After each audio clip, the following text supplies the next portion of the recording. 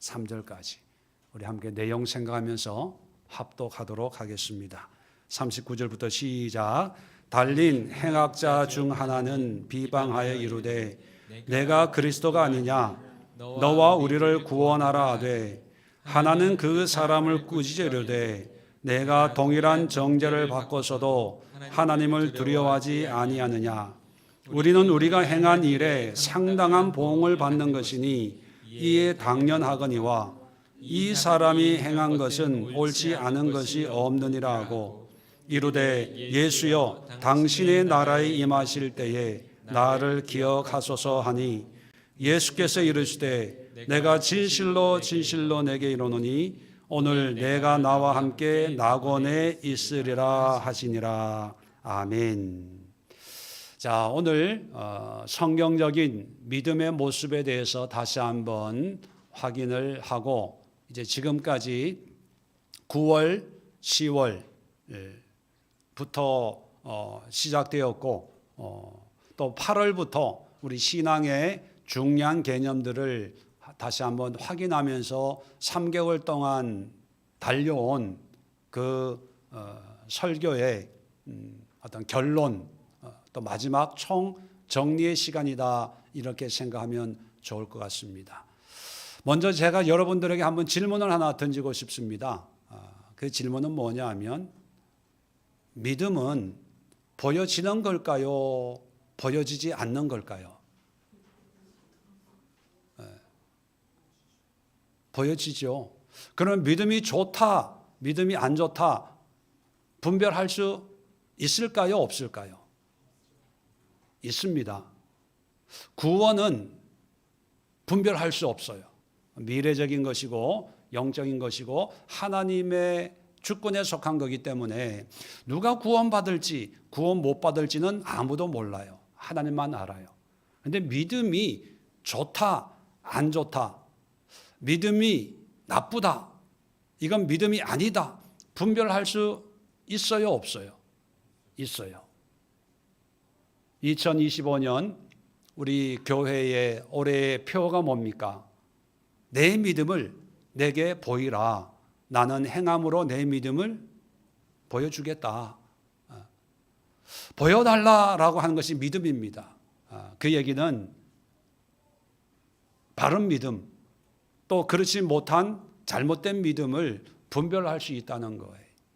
그런데 이렇게 믿음이 보여지고 알 수 있고 분별이 되는데 사람들은 믿음에 대해서 잘 분별을 하지 않습니다. 왜냐하면 자기는 믿는다고 생각을 하는 거예요.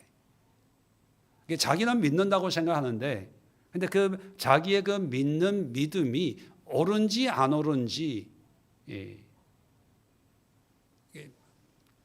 점검을 하려고 하지를 않는다는 것입니다. 그래서 오늘 다시 한번 올해 시작하면서 성공 영신 예배 때도 바로 믿음에 대해서 말씀을 드렸습니다. 믿음의 4가지 의미 기억나십니까? 지난주 설교도 기억 안 나는데 지금 10개월이 지난 1월 성공 영신 예배 설교가 기억나겠습니까? 믿음의 4가지 의미. 첫 번째 진실, 진리, 참이라는 의미고 두 번째는 성실, 또 신실, 한결같은 변함이 없는. 그리고 마지막 4번째가 뭡니까? 충성, 순종하는 거예요. 이 믿음이라고 하는 이 단어는요, 헬라어로 피스티스라는 단어인데 이 피스티스가 우리는 종교 용어가 돼버렸어요. 신앙의 용어, 교회 용어가 되어버려가지고 어떤 종교적인 색채를 많이 띠고 있습니다. 믿음 하면 기독교구나, 예수 믿는 사람이구나 이렇게 알 수가 있는데 초대교회 시대, 성경이 기록되기 전의 시대에 이 피스티스, 믿음이라는 용어가 그대로 사용되고 있었어요. 그런데 이 피스티스라는 용어가 일반에서 사용될 때의 그 문자적인 의미는 종교 색채가 전혀 없었어요. 피스티스라고 하는 것은요, 왕과 신하, 백성, 백성과 왕의 관계를 설명해 주는 그런 단어였습니다.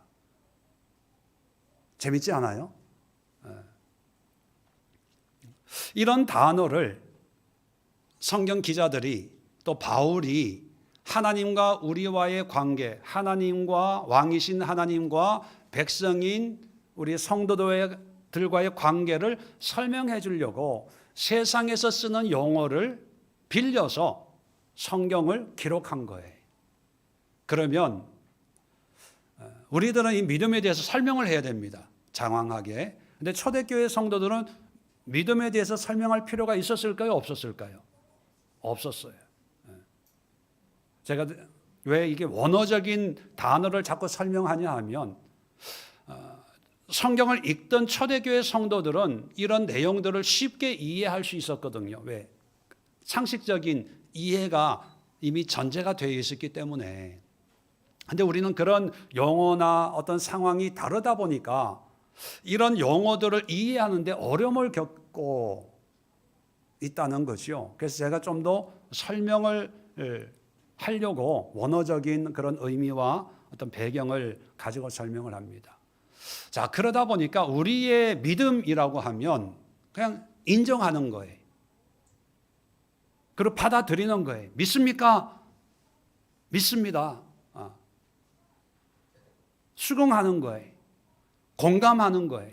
인정하는 거지요. 근데 초대교회 성도들에게 믿습니까? 하면요, 전혀 다른 반응이에요. 그들이 어떻게 이 믿음을 정의했냐, 그것을 이해해야 성경을 이해할 수 있고, 성경에서 말하는 하나님이 우리에게 어떤 믿음을 요구하고 있는가, 이걸 알거든요. 그런데 이런 이해가 없다 보니까 오늘날의 문자적인 의미로 믿음을 이해하다 보니까 이런 일들이 생기는 거예요. 어떤 일들이냐? 어떤 사람이 전도를 합니다. 예수 믿으십시오. 구원받습니다. 그러면 어떤 분은 이런 얘기를 해요. 뭐 지금부터 믿어요. 나중에 죽기 전에 예수님 믿는다고 하면 구원받잖아요. 그러면서 예를 들어요. 누구 예를 듭니까? 네, 오늘 우리가 본문으로 삼은 이 강도 얘기를 해요. 그 강도도 죽기 전에 예수님 믿는다고 해서 예수님이 낙원에 나와 함께 오늘 있을 거다 구원받았잖아요. 그러니까 예수님을 믿는다고 시인하면 되는데 죽기 바로 직전에 믿는다고 하고 죽겠습니다. 그 전까지는 즐기고 놀고 여러분 그렇게 대답하거나 그런 생각 가지고 있는 분 만나본 적 있으세요? 좀 있죠. 어쩌면 여기 앉아 있는 분들 중에도 이런 유형의 생각을 나중에 믿는다고 하면 되지 뭐. 나중에 급한 일 좀 놔두고 애들 시집장가 보내고 뭐 또 정리를 좀 하고 사업 좀 잘 되고 바쁜 일 하다못해 내년 봄부터 결혼 추워서 뭐 그죠? 근데 이런 믿음의 개념은 성경적인 믿음의 개념과 전혀 다르고 적어도 초대교회 성도들은요 이런 생각 한 사람도 안 했어요. 왜? 피스티스라는 단어가 주는 그 의미가 이거와는 전혀 상관이 없기 때문에. 그래서 다시 믿음에 대해서 믿음이 무엇인가를 설명하는데 올해 성구 영신 예배 드렸던 첫 예배와 결론은 똑같아요. 왜? 성경이 말하는 믿음은 다른 게 아니거든요. 믿음의 의미가 다르면 이건 문제가 되는 거예요. 그런데 성경 66권에서 말하고 있는 믿음이 한결같습니다. 이 믿음을 제가 성구 영신 예배 때 말씀을 드리고 그래서 우리가 믿음으로 행함으로 보여야 된다라고 말씀을 드리고 8월, 9월, 10월 적어도 3개월에 걸쳐서 8월 달에 일반적인 믿음의 정의를 다시 한번 확인을 시켜드리고 신앙의 모습 그리고 이제 실질적으로 9월부터 아브라함, 믿음의 조상, 믿음의 아버지라고 하는 아브라함의 믿음이 무엇인가를 설명을 드렸고요. 그러나 그 아브라함의 믿음 또한 완벽한 것이 아니라 여러 가지 부작용, 상처를 양산하는 이런 모습을 설명을 하면서 이제 10월 달에 신약에서 좀 더 구체적이고 정확하게 믿음의 모습을 이야기하고 있는 바울을 통해서 믿음이 뭐냐는 것을 이제 말씀을 드렸습니다. 오늘은 그 총정리 시간으로 그러면 결론적으로 성경은 믿음을 어떻게 이야기하고 있냐? 세 가지로 오늘 본문을 중심으로 해서 다시 한번 정리하는 그런 시간을 가지려고 합니다. 자, 첫 번째 우리가 믿음할 때 믿음의 대상은 누굽니까? 하나님, 예수님이에요. 자, 예수님을 믿습니까? 하면 믿는다고 대답을 하죠. 그런데 여러분, 이게 믿음이 아닙니다. 예수님을 믿는 게 믿음이 아니에요. 하나님을 믿는 게 믿음이 아니에요. 여러분, 하나님이 계시다는 것을 믿는다고 하나님이 계시고 안 믿는다고 없어지는 게 아니거든요. 믿든 안 믿든 예수님은 예수님이고 하나님은 하나님이에요. 우리가 인정하든 안 하든 이 우주를 창조한 창조주가 존재하거든요. 우리의 믿음에 상관없이. 자, 그런데 하나님이 내가 있음을 믿어줘. 내가 창조한 것을 믿어줘. 내가 지금도 일하고 있는 걸 믿어줘. 믿음을, 어떤 자기의 존재를 우리에게 요구하는 게 절대로 아니에요. 하나님이 우리에게 믿음을 요구하는 것은요, 잘 들으세요. 하나님을 믿는 게 아니라 하나님이 왕이신 것을 믿어달라는 거예요. 누구의 왕? 나의 왕. 나의 왕.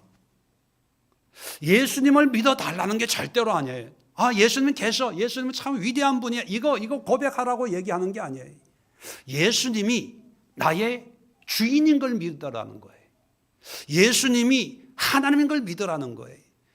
예수님이 나의 인도자이심을 믿으라는 거예요. 자, 오늘 본문으로 돌아가면, 자, 39절에 행악자가 이제 예수님을 비방하면서 예수님에게 이렇게 얘기합니다. 내가 그리스도가 아니냐? 예수님 보고 그리스도래요. 자, 이건 믿음입니까? 믿음 아닙니까? 대답해 보세요. 십자가에 달린 예수를 보고 내가 그리스도가 아니에요. 그리스도가 누굽니까? 기름 부음 받은 자. 쉽게 얘기하면 하나님의 아들, 메시아, 우리의 왕, 그런 의미를 가지고 있거든요. 예수님의 신분을 고백하고 있어요. 네가 그리스도가 아니냐? 우리는 예수가 그리스도인 것을 믿는 게 쉽지가 않은데 이 강도는 인정을 하고 고백을 해요. 그러면서 이렇게 얘기합니다. 너와 우리를 구원하라. 왕이면 구원할 수 있잖아. 구원해라.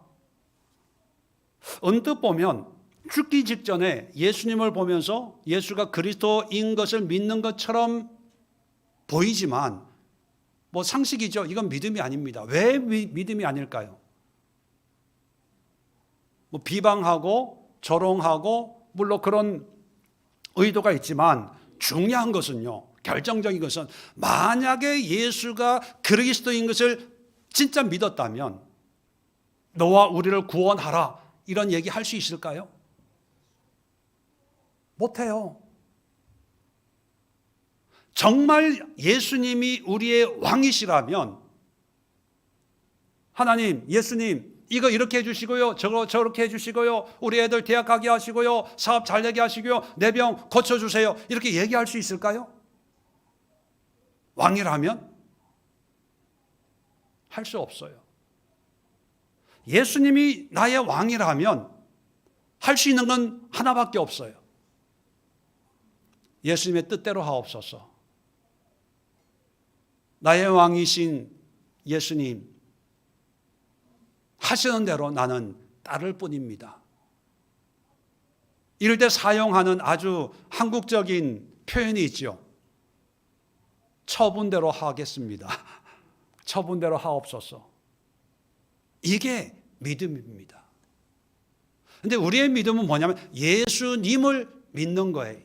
그러니까 내가 예수님을 믿어줄 테니까 예수님도 그 믿음의 어떤 반응으로 나에게 뭔가 한번 해보세요. 해주세요.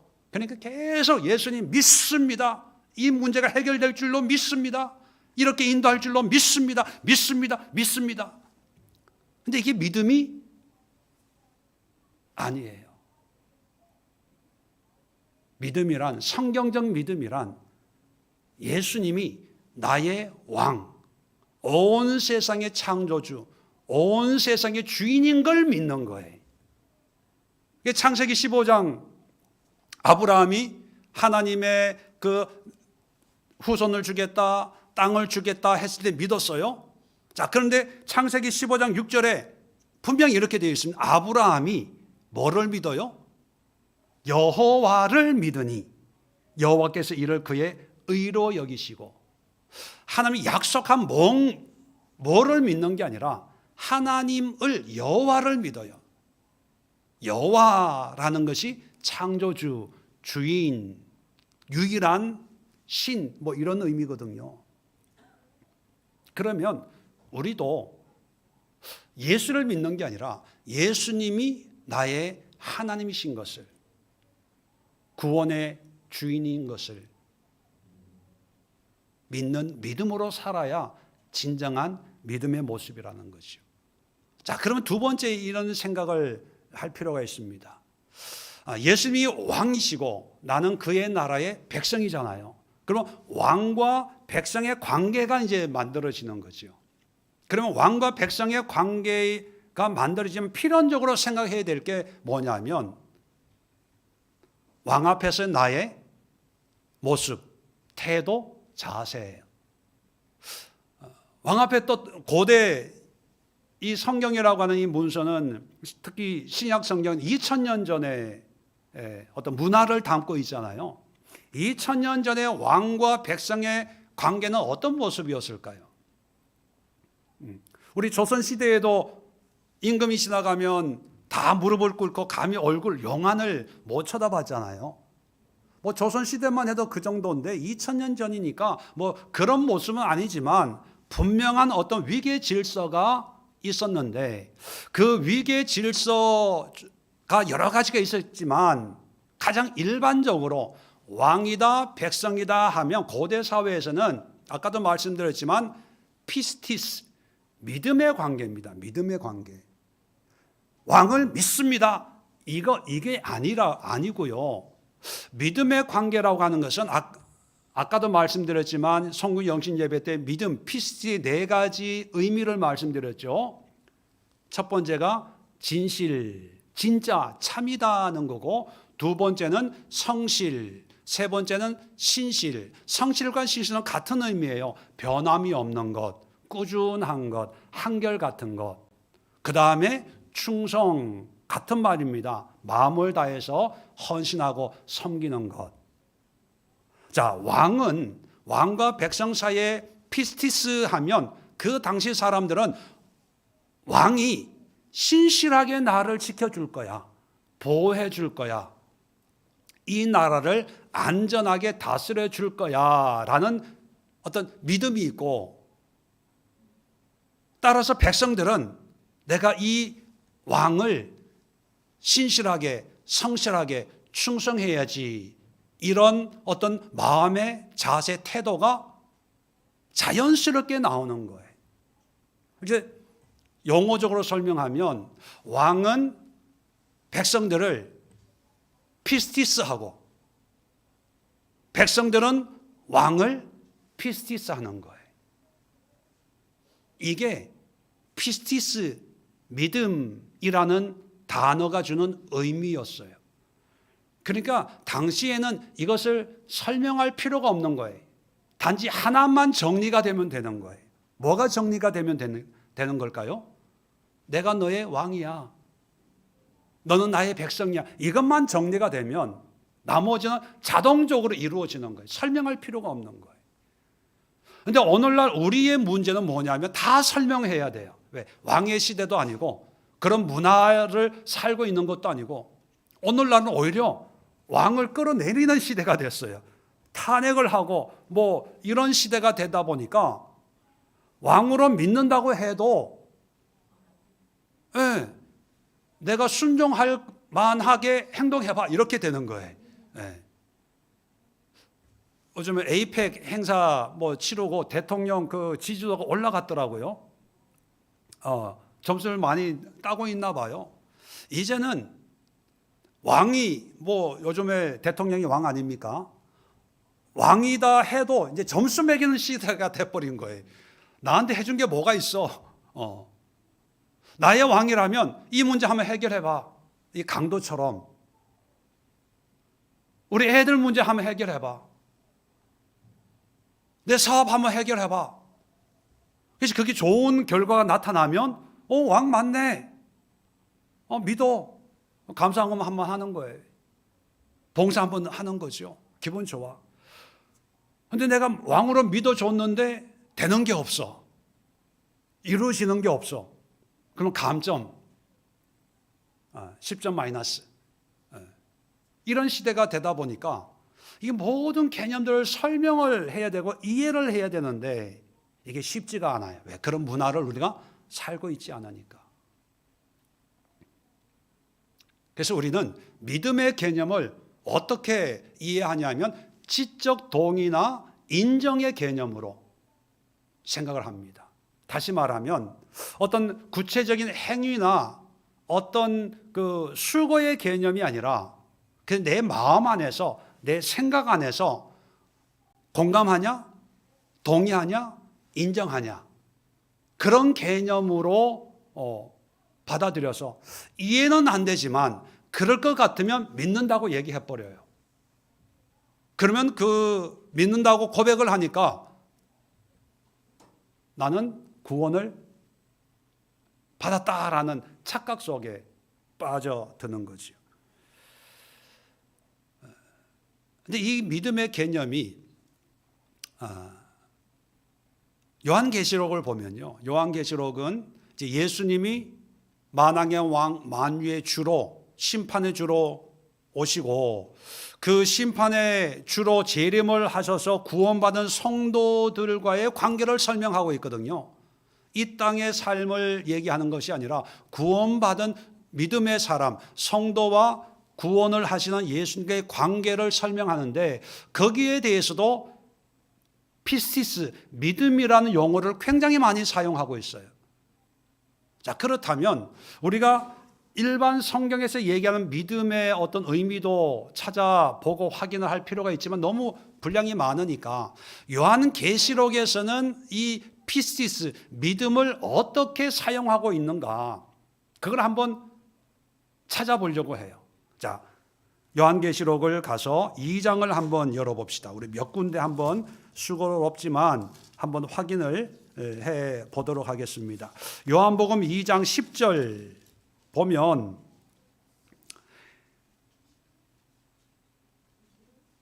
요한계시록, 요한복음이라 그랬나요? 죄송합니다. 요한계시록 2장 10절을 보면 8절에 서머나 교회에 이제 편지하는데 처음이며 마지막이요 죽었다가 살아나신 이가 이르시되 이 사람이 지금 누굽니까? 예수님이죠. 예수님이 말씀하시는 거예요. 자, 10절입니다. 너는 장차 받을 고난을 두려워하지 말라. 볼지어다 마귀가 장차 너희 가운데서 몇 사람을 오게 던져 시험을 받게 하리니 너희가 10일 동안 환난을 받으리라. 내가 죽도록 충성하라. 그리하면 내가 생명의 관을 내게 주리라. 자, 죽도록 충성하라. 충성이란 말이 원어는 피스티스예요. 일반적으로는 죽도록 믿어라.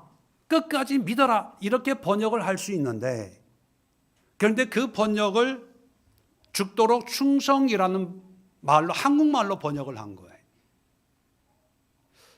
그러면 믿음이라는 의미가 뭐라는 겁니까? 환난이 있고 어려움이 있지만 바쁜 일이 있고 피곤하고 하지만 충성이라는 게 뭐예요? 한결같이 나를 섬겨. 끝까지 나를 섬겨. 변하지 말고 나를 섬겨. 그런 의미 아닐까요? 이것은 지적 공감이나 동의의 개념이 절대로 아니라는 거예요. 삶 자체, 인생 자체, 일상의 생활 자체가 믿음의 삶을 끝까지 유지해 나가는 것.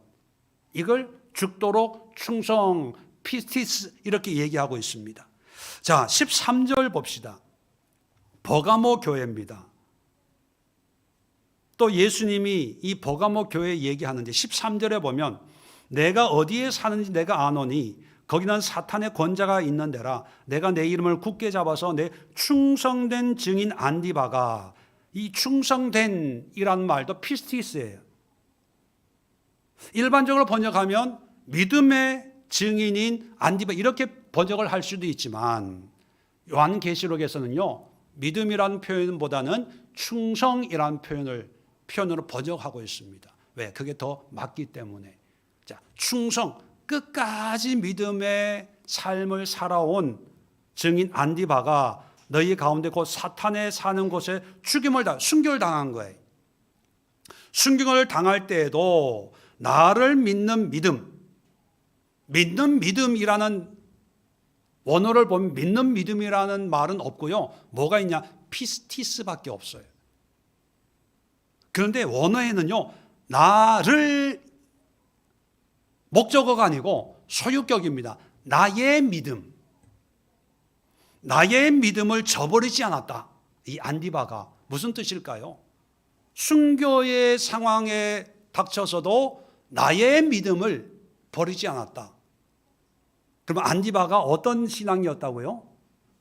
신실한, 충성된, 성실한, 한결같은, 믿습니다 고백했다고 되는 게 아니라는 거예요.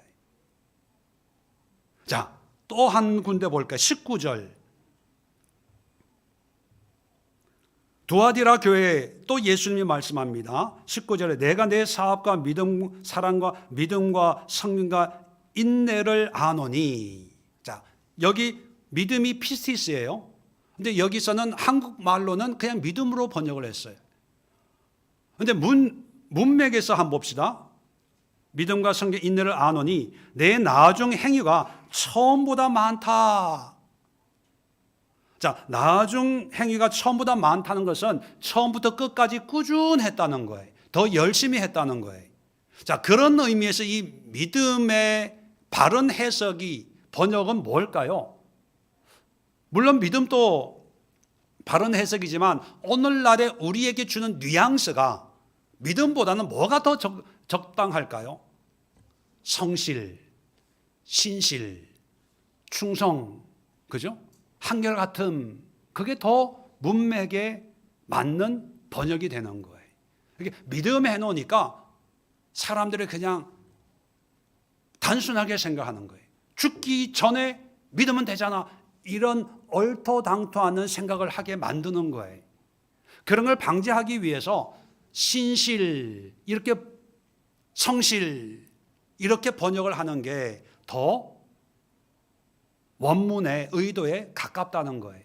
자, 3장 14절 한번 볼까요?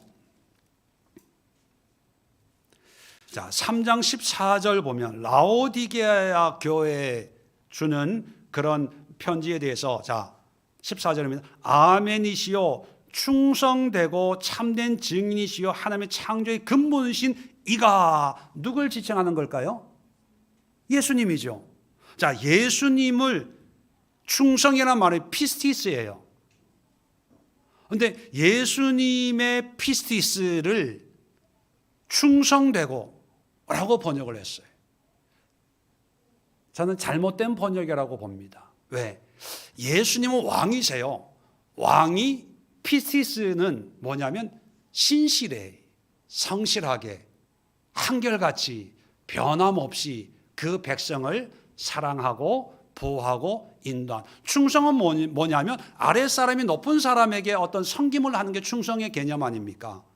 근데 예수님은 높으신 분이거든요. 높으신 분에게 충성되고, 누구에게 충성된다는 얘기예요? 이건 잘못된, 그러니까 피스티스를, 충성의 의미가 있는데 요한계시록에서는 구원받은 자들이 다 하나님 앞에 충성된 어떤 신앙을 가지고 있다는 그런 개념으로 생각하다 보니까 이것도 충성으로 번역을 해버린 거예요. 그런데 문맥적으로 보면 성실하신, 신실하신, 신실이 맞는 거예요. 한결같이, 끊임없이 그 자리를 지키시는 우리 예수님, 뭐 이런 의미죠. 자, 14장을 봅시다. 14장 12절.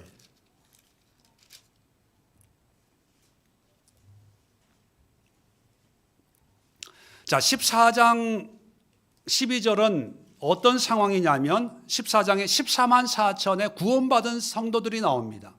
이 구원받은 성도들이 어떻게 구원을 받았는지를 설명하는 그 흐름 속에 있는데, 자, 12절에 보면 성도들의 인내가 여기 있으니, 참 인내하면서 믿음을 지켜서 구원받았다는 거예요. 자, 인내가 여기 있나니 그들은 하나님의 계명과 예수에 대한 믿음을 지키는 자니라. 자, 여기도 피스티스를 믿음으로 번역을 했어요. 그런데 문맥적으로 보면 지금 성도들의 인내로 믿음을 지켰다는 얘기거든요. 인내와 연결되는 의미가 그냥 믿음보다는 뭐가 더 어울릴까요? 신실이겠죠. 끝까지 인내. 그러니까 믿음을 지켰다 이러니까 우리는 초대교회 성도들은 이 의미를 알아요. 설명할 필요가 없어요. 근데 우리는 믿음의 개념이 좀 다르다 보니까 이렇게 설명을 구구절절하게 설명을 해야 이해가 되는 거예요. 설명하지 않으면 어떤 반응이 있다고요? 죽기 전에 믿으면 되지 뭐. 입으로 시인하면 되지 뭐. 예수님 믿습니다. 아멘 하면 되지 뭐. 이렇게 생각해 버리기 때문에 믿음이 그게 아니다. 그걸 이렇게 제가 구구절절하게 설명을 하는 거예요. 왜냐하면 제 앞에서 부흥 강사들이 다 그 짓을 해버린 거예요. 쉬운 구원, 싸구려 구원, 값싼 은혜를 부흥회 때 기도원에서 다 그 짓을 해버린 거예요. 거기에서 우리가 듣고 자라서 믿는다는 것은 믿음은 있어요. 근데 성실하지 않아요. 신실하지 않아요. 충성되게 믿지 않아요. 왜? 예수님은 믿지만 예수님이 나의 왕이시라는 건 인정 못 하거든요. 그러니까 내가 주인이 되는 거예요. 하나님, 나 바쁘거든요. 하나님, 나 피곤하거든요. 하나님, 나 기분 나빠서 교회 못 가겠어요. 하나님, 나 지금 아파서 바쁜 일이 있어서, 그리고 이 일 때문에 못 가겠습니다. 이 일 끝나면 가겠습니다. 예수를 믿어요. 하나님을 믿어요. 그런데 왕은 결국 누가 왕이 되는 거예요? 내가 되는 거예요. 내가. 그러면서 믿는다고 해요. 이런 사람 앞에 말씀드렸잖아요. 믿음은 볼 수 있어요, 없어요? 볼 수 있어요. 그게 보고 이게 믿음이 아닙니다 그러면 누가 잘못된 거예요? 제가 잘못된 거예요? 그분이 잘못된 거예요? 우리는 그분이 잘못됐다고 하지만 다른 사람들은 다 내가 잘못됐다고 해요. 이상한 목사네. 행위 구원 아니야? 뭐 율법주의 아니야? 뭐 이상한 나보고 무시하는 거 아니야? 별의별 욕이란 욕은 다 앞에서는 아니고 뒤에서. 그게 현실이에요. 그런 신앙을 잘못된 걸 보고 잘못됐다라고 얘기할 수밖에 없는 게 목사 아닙니까? 저는요, 저희 가족들한테도 이건 잘못됐다고 얘기해요. 교회에서 권사고요, 안수 집사예요. 큰 교회 다녀요. 아닌 건 아니야. 그래서 가족 관계가 끊어지고 상종도 안 해요. 그래도 얘기해야 돼요. 왜? 목사니까. 전 타협하지 않습니다. 그러다 보니까 사람들이요, 저희 교회 많이 안 와요. 그래서 너무 좋아요. 너무 감사해요. 한 군데 더 찾아볼까요? 17장 14절.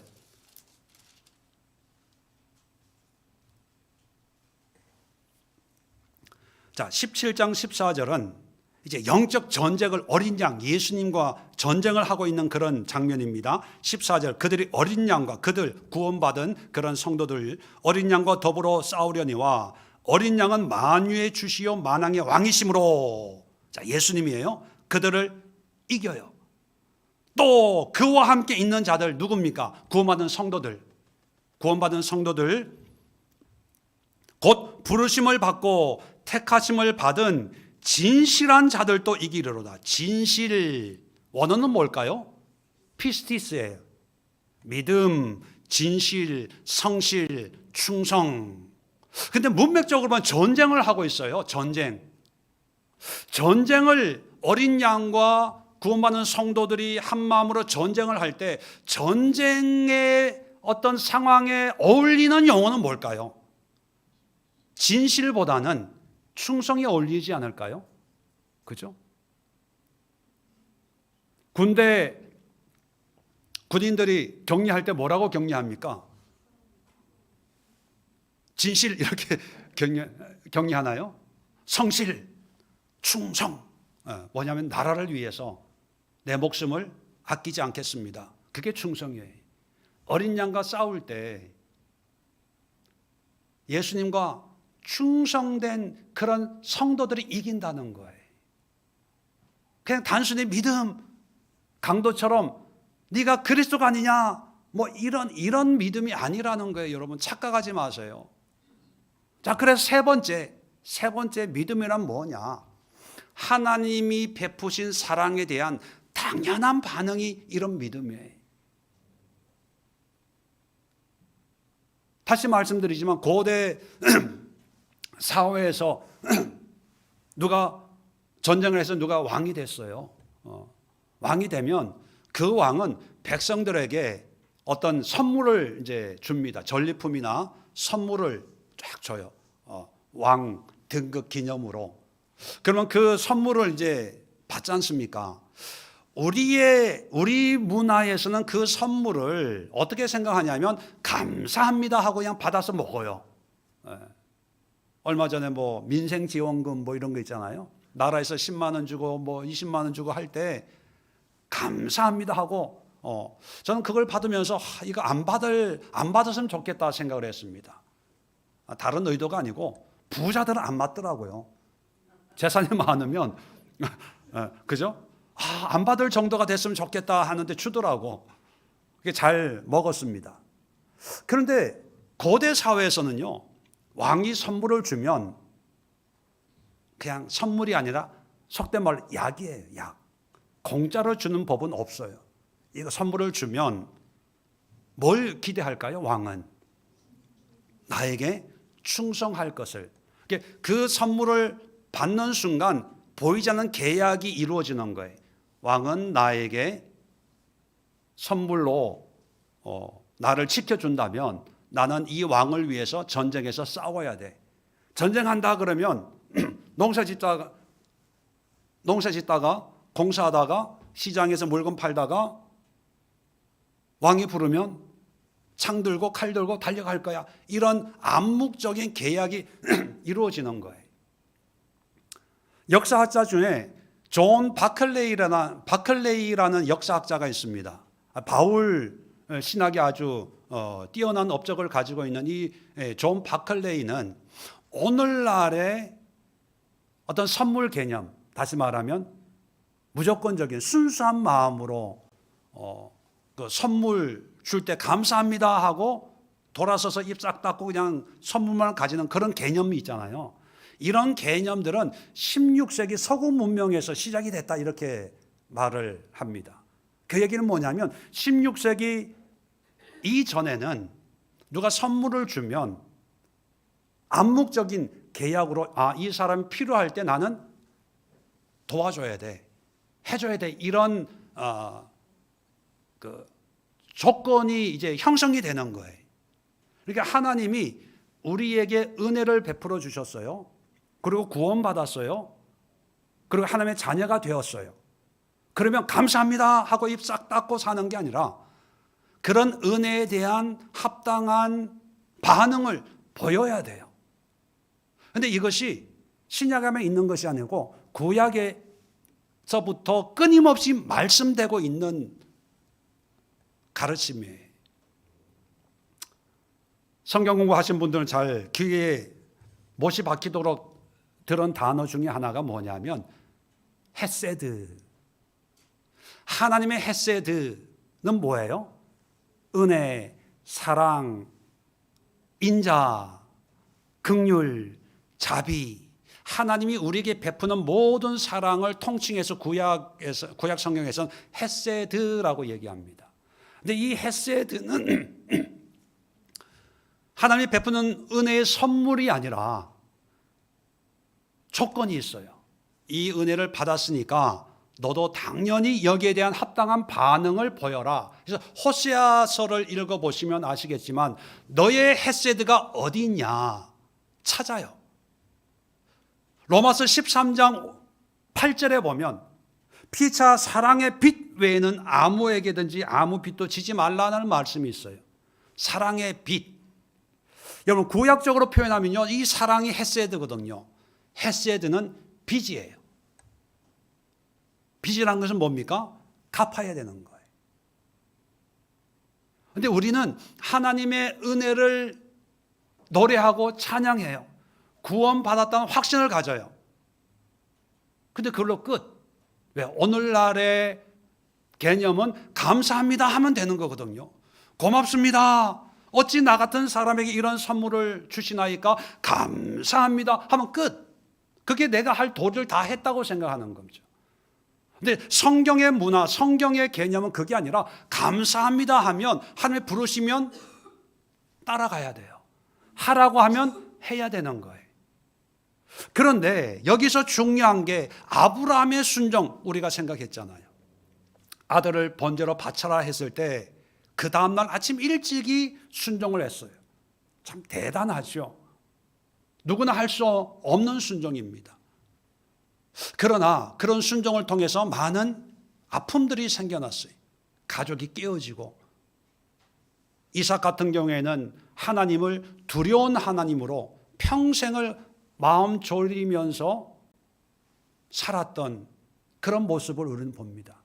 아마 제가 잘은 모르지만 믿음의 가정에서 어릴 때부터 자라신 분들 중에 부모의 신앙 때문에 상처받고 지금 또 힘들어하고 있는 분들 있을 거예요. 왜? 그때는 무조건 순종, 목사에게 순종해야 되고 교회에 순종해야 되고, 집에 닭이 계란 알라면 누구한테 먼저 갖다 줘요? 목사님한테. 아이가 먹으면 벼락이 떨어지죠. 아니, 그때 목회했어야 되는데. 그런 걸 보면서 아이 입장에서는 먹고 싶은데, 나도 갖고 싶은데 저거 나 안 주나, 그런 마음 생길 수 있잖아요. 그러나 바울을 통해서 나타난 순종의 모습은 뭡니까? 바울은 이방인의 선교사로 내가 너를 이방에 보내겠다라고 하나님이 말씀하셨잖아요. 그리고 바울은 사울에서 바울로 자기 스스로 이름을 바꿔서 이방인 선교사가 돼요. 하나님이 말씀하신 그 순간하고 선교사로 헌신하는 그때하고 시간이 약 한 15, 16년, 10여 년의 시간이 걸렸어요. 잘 생각해 보세요. 아브라함은 그 다음날로 순종했어요. 근데 바울은 15년 뒤에 순종해. 누가 믿음이 좋은 거예요? 솔직하게 아브라함이죠. 우리는 그렇게 생각합니다. 근데 성경은 그렇게 얘기하지 않아요. 바울의 믿음이에요. 왜요? 아브라함은 그냥 무조건 순종했다면 바울은요, 하나님을 아는 시간이 필요했어요. 하나님의 생각을 이해하고 공감하고 하나님이 왜 나를 이방에 보냈는지 그 아는 시간, 다시 말하면 하나님과 친밀한 교제의 시간을 15년을 가진 거예요. 그 15년 지나서 바울은 하나님의 계획을 깨닫고 자기의 이름을 사울에서 바울로 바꿔서 기꺼이 성령의 뜻에 자원해서 즐겁게 복음을 전했어요. 그 복음의 길이 쉽지가 않았습니다. 고린도 후서를 보면 매맞고 쫓겨가고 파선하고 참 인간이 경험할 수 있는 모든 고난을 다 겪고 로마 감옥에 갇혔는데도 빌립보서를 보면 뭐라고 얘기합니까? 기뻐하고 기뻐하라. 내가 다시 말하느니 기뻐하라. 기뻐, 이러고 있는 거예요. 비결이 뭔지 아세요? 하나님의 마음을 알았기 때문에. 왜 우리가 신앙생활이 힘들고 어렵냐 하면 무조건 믿으라니까, 무조건 순종하라니까, 마음은 아닌데 목사님 말씀에 따라가려고 하니까 이게 힘든 거예요. 끌려가는 거예요. 지난 시간에 말씀드렸습니다. 이것이 어떤 목사의 말이나 교회의 어떤 가르침이나 훈련, 가스라이팅으로 이루어지는 것이 아니라 뭐로 이루어진다? 성령으로, 하나님의 영으로.